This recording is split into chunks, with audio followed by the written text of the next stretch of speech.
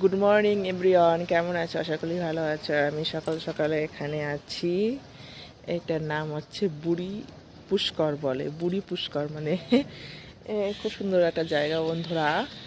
না দেখলে তোমরা মিস করবে। দাঁড়াও তোমাদের ঘুরে ঘুরে আমি একটু দেখাই।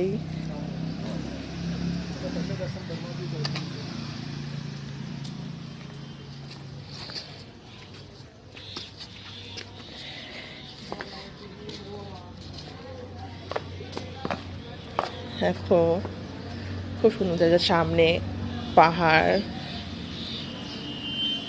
আর এই দেখো কতটা সিঁড়ি, তার নিচে পুকুর। এটাকে বলে বুড়ি পুষ্কর।